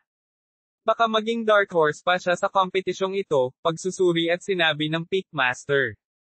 Si Jiu Shao, sa gilid, ay tumango at nagsabi, tama. Ang lakas ng Flower Granny ay hindi maarap. Ang mga disipulong personal niyang sinasanay ay tiyak na hindi simple. Sa sandaling ito, isang banayad na liwanag ang dumaan at nagpakalat sa lahat. Kaagad pagkatapos, ang banayad na liwanag ay bumagsak sa lahat at binalot sila upang maiwasan ang labanan na makaapekto sa iba. Nakatayo doon, tahimik na tumingin si Chinyu sa gitna ng larangan ng digmaan. Agad na nagsimula ang labanan, at si Zhao Wan'er ang nanguna. Gamit ang isang alon ng kanyang maselang kamay, na puno ng mga bulaklak na parang ulan ang kalangitan. Ang kanyang mabigat na panloob na chi ay nagpang-inag sa lahat. Ang mga galaw ay mukhang napaka-elegante, ngunit ang kapangyarihan ay lampas sa imahinasyon. Tuldok tuldok tuldok. Maging ang mga taong tulad ni Chinyu at Jiu Shao ay hindi maiwasang bahagyang magulat. Ang bawat isa sa mga bulaklak ay naglalaman ng isang kapangyarihan na maaaring sirain ang mundo. Para itong pinahusay na bersyon ng Heavenly Flower of All. Ang sino mang humipo ng talulot ay malamang na madudurog. Mukhang mahirap din kalaban si Wan'er, naisip ni Chinyu sa sarili. Mukhang walang masyadong suspense ang labanang ito. Sa loob lamang ng kalahating araw, inamin ni Ku Jonghon ang pagkatalo na hinarap ang mabigat na lakas ni Zhao Wan'er. Siya ay napuno ng dugo, at ang kanyang pisikal na katawan ay wasak. Siya ay tumingin lubhang tragic. Matapos manalo sa labanang ito, hindi maiwasan ni Zhao Wan'er na tumingin sa direksyon ni Chinyu. Puno ng pride ang mga mata niya. Nagkibit balikat si Chinyu at walang pakialam. Sige, ikaw na ngayon, sabi ng Pitmaster. Habang nagsasalita siya, humakbang si Nangong sa gitna ng larangan ng digmaan, habang nakatitig kay Chinyu ang kanyang dumadagandong na mga mata. 1,878 nakakatakot na lakas. Bahagyang nanginig ang katawan ni Nangong, at lumitaw ang isang suit of armor sa kanyang katawan. Ang baluti na may gintong glazed ay lubhang nakasisilaw. Habang hawak ang mahabang sibat, para siyang Diyos ng digmaan. Bakit may hawak pa siyang sandata para sa kompetisyong ito? Kumunat ang noo ni Chinyu at nagtanong. Hanggat hindi ito saint weapon, hindi ito labag sa mga patakaran, sabi ng Pitmaster na may mapait na ngiti. Lalong nagulat si Chinyu nang marinig ito. Kung ganoon nga, hindi ba magiging madali ang pakikitungo sa lalaking ito kung ilalabas niya ang mga bracelet na ibinigay sa kanya ni Xiaoyu? Siyempre, iniisip lang ito ni Chinyu. Hindi na niya kailangang gumamit ng anumang mahiwagang artifact para harapin si Nangong. Chinyu, mag-ingat ka. Paalala ni Jishao sa kanya. Ma'am, sagot ni Chinyu. Bahagyang nanginig ang kanyang katawan at dumapo sa gitna ng larangan ng digmaan. Nagtama ang kanilang mga mata, at walang tigil ang pagngisi ni Nangong. Top! Top! Balak kong ipahiya si Jiu Shao, pero hindi ko inaasahan na actress siya, minisyon at sinabi ni Nangong yan. Walang sinabi si Chinyu. Stepping the line word formula, nakarating siya sa harap ng Nangong sa isang iglap. Natigilan si Nangong. Obviously, hindi niya inaasahan na bigla na lang kumilos si Chinyu. Nang siya ay bumalik sa kanyang katinoan, ang gininto ang kamao ni Chinyu ay nasa kanyang mukha. Di man it, malaking pagbabago ang ekspresyon ni Nangong. Nagmamadali siyang nag-activate ng isang teknik, at isang makinang na liwanag ang lumitaw sa kanyang mukha. Mabilis ding bumalot sa mukha niya ang baluti sa katawan niya. Boom! Ang gintong kamao ay nabasag sa kanyang mukha. Si Nangong, na kanina lang nagpapakitang gilas, ay pinalipad ng isang suntok. Ang baluti sa kanyang mukha ay nabasag sa mga piraso ng suntok ni Chinyu, at ang ningning na natipon sa kanyang mukha ay nayanig din kaagad. Matagal na kinaladkad ang katawan ni Nangong sa lupa bago siya nagpakatatag. Sa sandaling ito, napuno na ng dugo ang mukha niya. Halos madurog ang kalahati ng mukha niya sa isang suntok. Chinyu, palihim kang umatake. Nagmura si Nangong.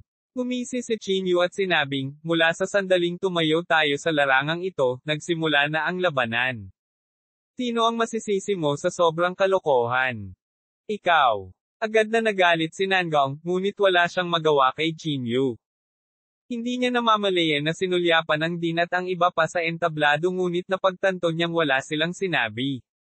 Di man it, nagmumura si Nangong sa kanyang puso habang si Chinyu ay nakakaramdam ng pagmamalaki. Hindi katakataka na ang Iron Egg ay hindi nagsasalita ng walang kaparirikon. Mukhang kapaki-pakinabang ito. Hayaan mo akong mahuli siya, naisip ni Chinyu sa kanyang sarili. Pinunasan ni Nangong ang dugo sa mukha. Pinaikot niya ang meridian circulation technique at dahan-daang nabawi ang kanyang katawan. Ang nakakaloka pa ay unti-unti nang bumabawi ang kanyang baluti. Nalampasan mo ang pagkakataong talunin ako. Ikaw na ngayon. Sigaw ni Nangong habang hinahawakan ang sibat at hinampos ito ng 18 beses sa direksyon ni Chinyu. Ang bawat strike ay hindi kapani-paniwalang mabilis at malakas. Ito ang sikat na kakaibang kasanayan ni Nangong, ang 18 Spears of Destiny, malamig na sabi ni Jiu Shao. Ito ang kanyang kakaibang kasanayan sa sandaling itinaas niya ang kanyang kamay. Tila nagalit si Nangong sa mga ginawa ni Chinyu, hindi napigilan ng Pitmaster na mapangiti ng mapait. Ang 18 hampas ng sibat ay parang umaatungal na mga gintong dragon. Pilit silang umungol at lumapit kay Chinyu mula sa iba't ibang direksyon. Si Chinyu ay hindi natakot. Naligo siya sa gintong liwanag. Matapos ang isang dagandong, ang gininto ang liwanag sa kanyang katawan ay naging mas nakakasilaw. Isang nakakatakot na aura ang kumalat mula sa kanyang katawan at hinaronggan ang lahat ng 18 sibat sa kanyang harapan. Kaagad pagkatapos, umungal muli si Chinyu. Ang kanyang nakakatakot na panloob na chi ay direktang nabasag ang 18 sibat. Mayroon kang ilang kakayahan, ngunit iyon lang ang mayroon ka, malamig na sabi ni Nangong. Sa pamamagitan nito, itinaas niya ang sibat gamit ang isang kamay at pinitik pasulong. Ang buong lupa ay biglang dumagundong, at ang kakanyahan ng lupa ay na-trigger, naging isang hindi kapani-paniwalang makapangyarihang kakanyahan na labis na sumasakop sa langit at lupa. Ito ay nabuo sa pamamagitan ng kakanyahan ng lupa at walang limitasyong makapangyarihan. Ang hindi mabilang na mga bakas ng Essence Chi ay bumuo ng isang malaking kamay na tila pinipigilan si Chinyu. Paborito talaga ng langit si Nangong. Ang isang casual na pag-ulos ng kanyang sibat ay maaaring maglabas ng isang nakakatakot na diwa ng lupa.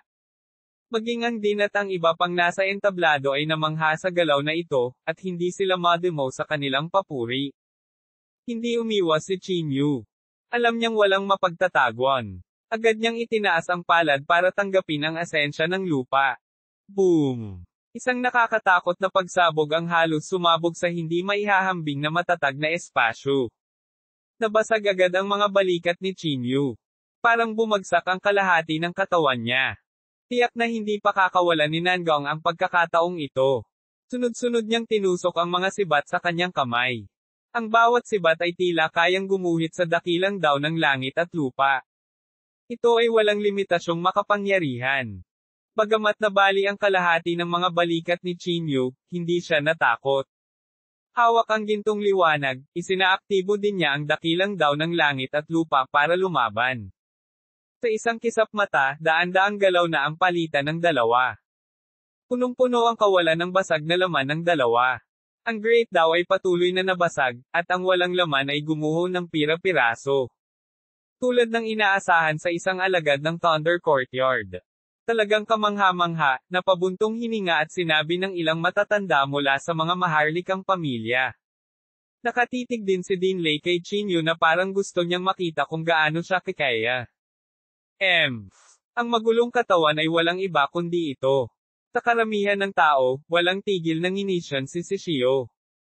Ang katawan ni Chinyu ay naglabas ng walang katapusang dami ng liwanag. Habang lumalaban siya, lalo siyang naging matapang.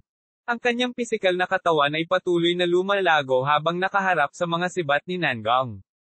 Tuldok. Si Chinyu ay hindi gumamit ng anumang mahiwagang artifact dahil ang kanyang pisikal na katawan ay isang walang kapantay na banal na sandata. Ito ay hindi mas mahina kaysa sa anupaman. Pumunta ka sa impyerno. Sa sandaling ito, kumalat ang galit na dagindong ni Nangong. Ang kanyang sibat ay nagbagong anyo ng walang katapusan at walang hangganan, sinusubukang sirain si Chinyu sa isang hampas. Umungol din si Chinyu. Ang bawat buto sa kanyang katawan ay tila kumikinang, at ang lahat ng kapangyarihan ay natipon sa kanyang mga kamay. Sa sandaling ito, iniunat ni Chinyu ang kanyang mga kamay at hinawakan ang sibat. Sa isang galit na galit, ang Essence Chi mula sa kanyang katawan ay sumambulat at sumanib sa kanyang mga braso. Kahit sa malayo, ang nakapangangilabot na kapangyarihan ay maaaring magpanginag sa mga tao sa takot. Maging ang Din at ang iba pang nasa entablado ay labis na nabigla. Ang kapangyarihang ito ay tila kayang tumago sa kalangitan. Ito ay lubhang nakakatakot at ginawa ang mga tao sa eksena na makaramdam ng hindi kapani-paniwalang pagkasindek. Ang kapangyarihan ni Chinyu ay tumataas pa rin. Hindi siya gumamit ng anumang pamamaraan, ngunit ang kanyang mapanirang banal na kapangyarihan lamang. Tuldok. Napakalakas ng lakas. Tinakpin ni Zhao Wan ang kanyang bibig sa gulat. Natahimik si Flower Granny, ngunit hindi umalis ang kanyang mga mata kay Chinyu. Klang! Sa sandaling ito, isang tunog na nakakabasag ng lupa ang umalangaw-ngaw. Ang sibat ni Nangong ay nabali ng mga braso ni Chinyu. Paano ito posible? Nagulat si Nangong. Gusto niyang baguhin ang spear sa tulong ng isang lihim na kasanayan, ngunit hindi siya binigyan ni Chinyu ng pagkakataon. Sa isang sulyap, ang katawan ni Chinyu ay parang ball ang apoy, hindi kapani-paniwalang nanlilisik. 1879 si Shio kumilos. Ang lahat ng gininto ang liwanag ay namuo sa kanang braso ni Chinyu, na naging sanhi ng kanyang hitsura na nakakasilaw. Ang nakapangangilabot na kapangyarihan na lumabas sa kanyang katawan ay nagpabago ng husto sa ekspresyon ng lahat. Maging ang mga tao mula sa mga aristokratikong pamilya sa entablado ay nanlaki ang kanilang mga mata sa gulat. Nakakatakot na kapangyarihan. Ulalas ng isang tao. Maging ang matanda sa pamilyang si ay hindi napigil ang ipikit ang kanyang mga mata at sabihin, tulad ng inaasahan sa isang taong may kaparehong pangangatawan ng young master ng aking pamilya. Hindi masama. Haha. Kung may pagkakataon, isama mo siya sa pamilya natin. Baka pwede nating linangin sandali si Shio. Sabi ng mga tao mula sa iba pang mga aristokratikong pamilya. Maraming aristokratikong pamilya ang may parehong kaisipan. Ang lakas na ipinakita ni Chinyu ay talagang puno ng tukso. Gayunpaman, si Nangang, sa gitna ng larangan ng digmaan, ay walang luho na gawin ito. Ang kanyang sibat ay pilit na binasag ni Chinyu. Ang lakas na lumalabas mula kay Chinyu sa sandaling ito ay mas natakot sa kanya. Di man nagmura si Nangang sa kanyang puso. Hindi pinahintulutan ng kompetisyong ito ang pagtakas. Kung hindi, tumalikod na siya at tumakbo palayo. Gayunpaman, kung hahayaan niyang bumuhos ang kapangyarihang ito sa kanya, malubha siyang masasaktan kahit na hindi siya mamatay. Nangang nagngangalit ang kanyang mga ngipin nang makita ang suntok ni Chinyu na paparating. Inaamin ko ang pagkatalo ko. Bigla niyang sigaw. Pagkasabi niya noon ay nagkagulo na sa eksena. Pag-amin ng pagkatalo. Takot na takot itong si Nangang na umamin ng pagkatalo. Hindi pa ito nangyari sa mga nakaraang kompetisyon. Talagang nakakahiyang aminin ang pagkatalo matapos matakot sa paparating na hakbang. Gayunpaman, walang pakialam si Nangang. Ang kaligtasan ay ang pinakamahalagang bagay. Matapos marinig ang boses ni Nangang, dahan-daang nawala ang ginintoang liwanag sa kanang braso ni Chinyu. Tumingin siya sa direksyon ni Nangang, ngumisi, at sinabing, aaminin mo na lang na matatalo ka. Malamig na sumingot si Nangang at sinabing, karapat-dapat kang magkaroon ng magulong katawan. Mayroon kang ang mga kasanayan. Ngunit kung ito ay isang buhay at kamatayang labanan, baka hindi mo ako matalo. Ngumisi si Chinyu at sinabing, huwag kang magmayabang. Kung ito ay isang buhay at kamatayang labanan, matagal ka nang namatay. Ngayong natalo na siya, alam ni Nangang na wala siyang masabi. Kung itutuloy niya, tatawanan lang siya. Kaya naman tumalikod na lang siya at umalis sa larangan ng digmaan. Sok! Tapos na lang. Tayang naman, napabuntong hininga ang isang tao sa entablado at sinabi. Oo, gusto ko pa ring makita kung anong klaseng kapangyarihan meron ang suntok na ito. Baka nagyayabang lang siya. Masyadong tamad si Chinyu para abalahin siya. Tumalikod siya at bumalik kay Jiu Shao at sa iba pa. Paano ba? Hindi naman kita pinahiya diba? Tiningnan ni Chinyu si Jiu Shao at ang Peak Master at sinabing kalahating biro, kalahating seryoso. Hindi masama. Inilibot ni Jiu Shao ang kanyang mga mata at sinabing, nagawa mong umamin ng pagkatalo ang isang mapagmataas na tao tulad ni Nangang. Napabuntong hininga si Chinyu at sinabing, proud. Sa palagay ko ay hindi. Kung talagang mapagmataas siyang tao, masisira ang kanyang daw-isip kapag umamin siya ng pagkatalo. Totoo nga iyon. Maraming tao ang hindi makatanggap ng pagkatalo at hindi na makabawi pagkatapos ng pag-urong. Halimbawa, si Han Wei sa Hindu noon. Nawala niya ang kaluwalhatian ng isang henyo pagkatapos ng labanang iyon. Ang sumunod na laban ay sa pagitan ng dalawang hindi kilalang bata. Hindi ito pinansin ni Chinyu. Nakaupo doon, ang kanyang mga mata ay nakatingin sa direksyon ni Shio paminsan-minsan. Kumusta ang Shio kumpara kay Nangang? Tanong ni Chinyu. Hindi ko alam. Hindi pa ako nakaaway ni Shio dati, sabi ni Jiu Shao. Don't tell me wala ka man lang chance na makilala siya. Nakangiting sabi ni Chinyu. Sumulyap si Jiu Shao kay Chinyu at sinabing, nakilahok lang siya noong nakaraang 3 taon.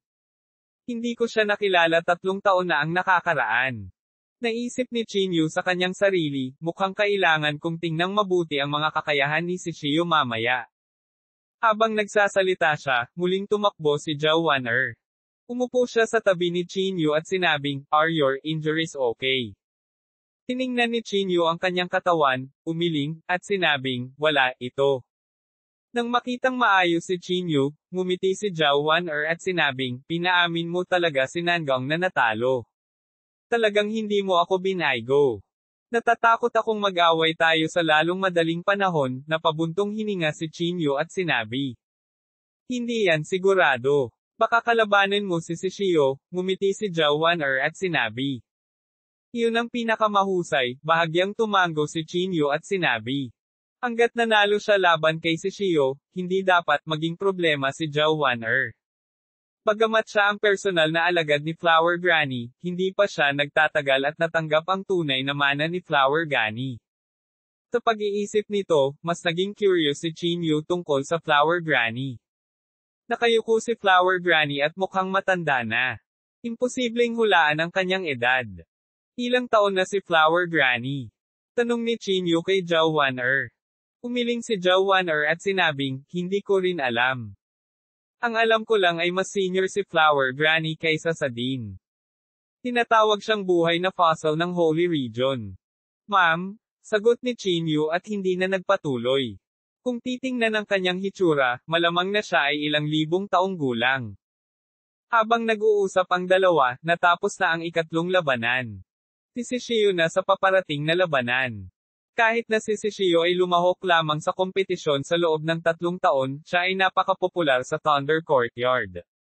Bago pa man siya tumuntong sa larangan ng digmaan, inaabangan na ito ng lahat.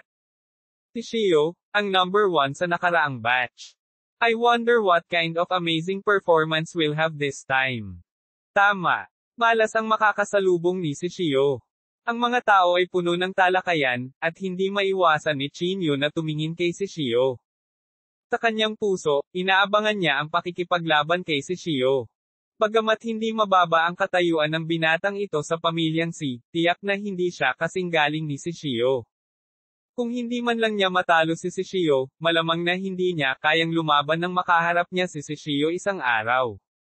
Hindi nagtagal, lumitaw si Shishio sa larangan ng digmaan. Mabilis ding naglakad ang kalaban niya. Bahagyang yumuko ang kalaban kay Shishio at magalang na sinabi, Brother Si, mangyaring magpakita ng awa. Malamig na tiningnan siya ni Shishio nang walang sinasabi. Sa sumunod na segundo, hindi na nagsalita pa ang binata at nag-activate ng teknik na nakadirekta kay Shishio. Ang pamamaraan ay malinaw na nagmula sa Thunder Courtyard. Ang bawat galaw niya ay sinasabayan ng mahinang paggalaw ng kulog sa kanyang mga palad. Nagbago din ang langit sa sandaling ito, at hindi mabilang na mga kidlat ang natipon sa kanyang katawan. Ang binatang ito ay talagang direktang nakuha ang kapangyarihan ng kidlat. Ikinalulungkot kung nasaktan kita. Sa isang galit na galit, libu-libong kidlat ang bumaril patungo kay Shishio. Isang tingin ng paghamak ang bumungad sa mga mata ni Shishio. Gumisi siya at biglang inabot ang palad niya. Isang nakakatakot na internal chi ang agad na bumulwak mula sa kanyang palad. Lahat ng kapangyarihan ng kidlat ay nawala sa isang iglap. Kung tungkol sa binata na may kidlat, siya ay pinalipad, nahulog sa lupa, at hindi na muling tumayo. Ito ay isang tagumpay na may welga. Ang eksena ay tumahimik na parang walang inaasahan na ganito ang kahihinatnan. 1,880 ang tunay na lakas. Maging si Chinyu ay hindi napigil ang sumimangot. Ang pagkakaiba sa lakas sa pagitan ng mga tao dito ay hindi magiging masyadong makabuluhan. Pagkatapos ng lahat sila ay mga nangungunang numero mula sa buong Holy Region. Gayunpaman, talagang natalo ni Shishio ang kanyang kalaban sa isang strike.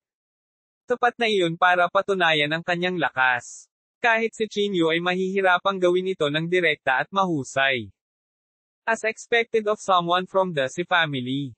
Mukhang malakas ang kalaban niya. Kinusat ni Chinyu ang kanyang mga mata at tumingin sa direksyon ni Shishio. Samantala, nahulog din ang tingin ni Shishio kay Chinyu. May bakas ng pangungutya at pang-aasar sa kanyang mga mata, na naging dahilan para hindi komportable ang mga tao. Nakita mo ba iyon? Ito ang lakas ni Shishio, sabi ng Pickmaster sa gilid. Lumapit si Chinyu at malamig na sinabi, sana madrawing ko siya sa lalong madaling panahon. Natatakot ako na bukas ito, sabi ng Pickmaster sa gilid. Bakit bukas? Pagmamayari ni Chinyu at nagtanong. Hindi gaanong nagsalita ang Pickmaster ngunit pinalaki lang ang Chinyu. Iniyuko ni Chinyu ang kanyang katawan at tiningnan ang kanyang sarili. Nang makita niya ang mga sugat sa kanyang katawan, sa wakas ay naunawaan na niya ang ibig sabihin ng Pickmaster. Ang maliit na pinsalang ito ay hindi makakaapekto sa akin, sabi ni Chinyu. Iminulat ng Pickmaster ang kanyang mga mata at sinabing, hindi ito nakakaapekto sa iyo, hindi nangangahulugan na hindi ito makakaapekto sa iba. Walang ibang sinabi si Chinyu. Alam niyang hindi niya mababago ang mga patakaran. Kaya't walang silbi ang pagsasabi ng anuman. Sa ilalim ng tingin ng lahat, dahan-daang bumaba si Shishio. Isang pagsabog ng palakpakan ang nagmula sa ibaba, at ang ilang matatandang lumulutang sa hangin ay hindi maiwasang magpakita ng paghanga. As expected of the Si family. Nakakaloka talaga. Tama. Malamang ang batang ito ay hindi lubos na nagmana ng bloodline ng pamilyang Si, ngunit mayroon siyang napakalakas na lakas. Hindi ko talaga alam kung gaano kalakas si Shishio. Ngumiti ang matanda sa pamilya sinang walang sinasabi, ngunit hindi maitago ang pagmamalaki sa kanyang mukha. Ang kompetisyon ngayon ay mas mabilis kaysa sa inaasahan. Natapos ito bago magdilim ang langit. Ang lahat ay nanatili sa Mystic Realm na ito pansamantala. Para naman sa iilang matatanda, sunod-sunod silang umalis sa Mystic Realm. Dumidilim na ang langit. Namahaji ang Thunder Courtyard ng mga table task kay Chinyu at sa iba pa upang matiyak na sila ay nasa kanilang pinakamahusay na kondisyon para sa kompetisyon sa susunod na araw. Si Chinyu, ang Pickmaster, at ang iba pa ay nakaupo sa isang batong bangko na nakapikit para magpahinga. Pabirong sinabi ng Pickmaster sa tabi nila, paano ito? Siguradong na-pressure ka. Huminga ng malalim si Chinyu at ngumiti. Umiling siya at sinabing, inaasahan ko ito. Kung takot man lang siya kay Shishio, paano niya haharapin si Shishio? Ang cultivation realm ng Shishio na ito ay mas mataas sa iyo. Kaya hindi mo kailangang makaramdam ng sobrang pressure. Kahit na matalo ka, wala iyon, sabi ni Gio Xiao sa gilid. Nanatiling tahimik si Chinyu. Talo sa kanya. Isip ni Chinyu.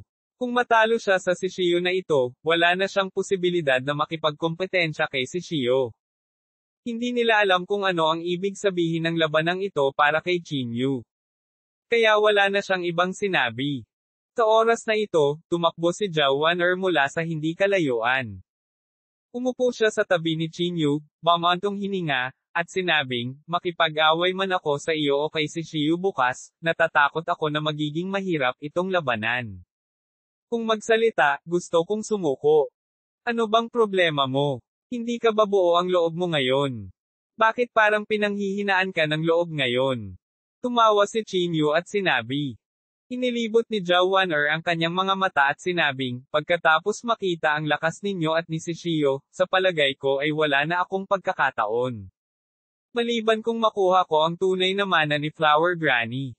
Sa pakikipag-usap tungkol dito, biglang sumandal si Zhao Wan'er at bumulong, kung hindi ako nagkakamali, hindi mo ipinakita ang iyong buong lakas ngayon, di ba? Natigilan si Chinyu at nagulat na sinabi, paano mo nalaman? Hulaan ko, sabi ni Zhao Wan'er nang may pagmamalaki.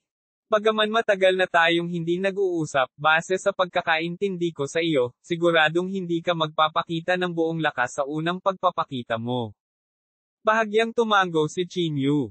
Ang ipinakita niya ngayon ay hindi niya tunay na lakas. Hindi pa banggitin ang fighting word formula, ang Divine Dragon Power, at iba pa, kahit ang lakas ng totoong katawan ni Chinyu ay hindi limitado dito. Sigh. Hindi ko talaga alam kung sino ang mas malakas sa pagitan mo at ng Shishio na iyon. May ideya ka ba? Tanong ni Zhao Wan'er. Umiling si Chinyu. Wala talaga siyang tiwala. Kung sila ay nasa parehong cultivation realm, tiyak na hindi matatakot si Chinyu kay Shishio. Gayunpaman, itong Shishio ay umabot na sa advanced stage ng Reversion Void stage. Siya ay dalawang kaharian na mas mataas kaysa sa Chinyu. Hindi sineseryoso ni Chinyu ang isang ordinaryong advanced stage ng Reversion Void. Gayunpaman, siya ay si Shishio, isang inapo ng pamilyang sina may dugo ng pamilya na umaago sa kanyang katawan. Kung nag-away sila, mahirap sabihin kung sino ang mas malakas. Mayroon akong 60% na pagkakataong manalo, sabi ni Chinyu. Napakalaki mong kausap. Sa sandaling ito, lumakad si Shishio mula sa hindi kalayuan. Tumingin siya kay Chinyu at sinabing, Chinyu, ipinapayo ko sa iyo na huwag masyadong mataas ang tingin sa iyong sarili. Sumulyap si Chinyu kay Shishio at sinabing, walang kwentang sabihin ngayon. Malalaman natin ang kinalabasan pagkatapos ng laban bukas. Tama, Chinyu? Tumawa si Shishio. Mag-iisip ako ng paraan para pagsamasamahin tayo, para hindi na natin sayangin ang oras natin sa mga nakakainip na laban. Magaling iyan, walang pakialam na sabi ni Chinyu. Hayaan mo rin akong maranasan ang lakas ng ibang magulong katawan sa ngalan ni Shishio, sabi ni Shishio. Pagkasabi nito, lumayo si Shishio. Sa pagtingin sa likod ni Shishio, hindi napigilan ni Zhao Wan'er na mapaatres. Itong Shishio ay hindi simple. Ang panloob na chi na ibinibigay niya ay sapat na upang takutin ang mga tao, sabi ni Zhao Wan'er. Kung ganoon ang kaso, dapat kang sumuko sa lalong madaling panahon, ngumiti si Chinyu at sinabi. Pumunta ka sa impyerno. Kahit na hindi ako makakuha ng unang pwesto, makapasok man lang sa tatlong nangungunang, tama. Sa anumang kaso, hindi pinapayagan ng kompetisyong ito ang pagpatay, nakangiting sabi ni Zhao Wan'er. Pagkatapos ng lahat, ang bawat estudyante sa Thunder Courtyard ay sariwang dugo at isang mahalagang kayamanan. Natural na ayaw nilang may mamatay. Samahan daw si Chinyu sa puno at hindi na nagsalita pa. Gayunpaman, ang figure ni Shishio ay hindi maiwasang lumitaw sa kanyang isipan.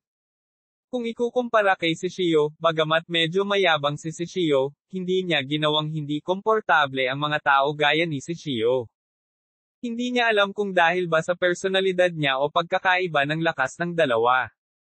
Kung may pagkakataon sa hinaharap, sabay tayong tumambay sa Zhongzhou, mungkahi ni Zhao Wan'er. Ma'am, sagot ni Chinyu. Pagkatapos ko sa kompetisyong ito, maaari kong piliin na pumunta sa Zhongzhou. Ah, hindi ka na bababalik? Nagulat na sabi ni Zhao Wan'er. Siyempre, babalik ako, sabi ni Chinyu na may mapait na ngiti. Kapag nasaktan ko ang isang tao isang araw, natatakot ako na kailangan kong tumakbo pabalik ng malungkot. Pagkatapos sabihin iyon, hindi na nagsalita pa si Chinyu. Samahan daw siya sa puno at dahan-daang nakatulog. Nagpatuloy ang kompetisyon kinaumagahan. At ginawa ni Shishio ang sinabi niya. Inayos niya ang kanilang laban sa isa't isa, at iyon ang unang laban ng araw na iyon.